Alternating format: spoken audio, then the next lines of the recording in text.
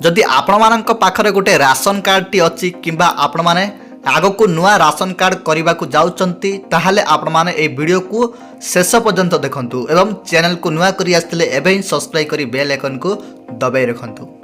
1 April रु बदलुची ration card नियम तुरंत करंतु एही काम नहेले कार्ड रु कटिचिबो नाम।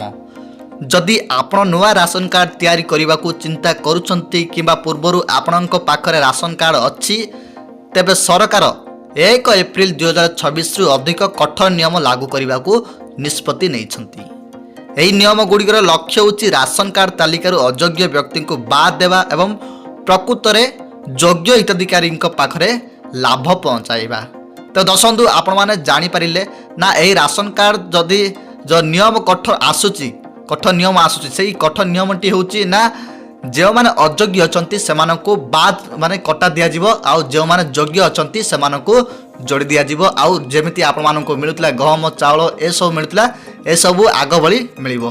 ठीक अछि तेणु केंद्र एवं राज्य सरकार राशन कार्ड व्यवस्था स्वच्छता आनिबा पाई 2026 पाई नूतन नियम जारी करिसंती। सरकार स्पष्ट भाव में कहिसंती जे राशन कार्ड रे तालिकाभुक्त प्रत्येक परिवार सदस्यों पाई ई केवाईसी बाध्यतामूलक। यार अर्थ होची एही मास शेष सुधा जदि आपण माने ई केवाईसी करि नाहंती ताहाले आपण माने 1 मार्च रु राशन कार्ड आपण मानकर बंद होई पारे। माने राशन आउ चावल गहम एजा मिलुची ए राशन आउ सामग्री आपण मानकु मिलिबो नै। सेतिबाई आमे कहि रखुछु कि आपण माने 28 फेब्रुआरी पूर्वरु ही आपण माने ई केवाईसी जदि आपण मानकर बाकी रहि जाईची ताहाले आपण माने ई केवाईसी अपडेट करि नियंतु नचेत आपण माने 1 मार्च रु राशन आउ पाइबे नहीं।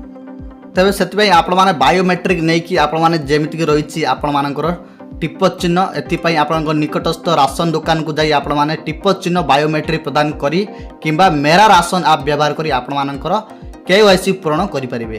केवाईसी पई कोनसी कार्यालय को जिबार आवश्यकता नै। नूतन राशन कार्ड पई केवल ऑनलाइन आवेदन ग्रहण करा जिवो। तेबे जे माने राशन कार्ड नुआ रे अप्लाई करूचंती तो आपण माने ऑनलाइन रे आपण माने आवेदन करि परिबे।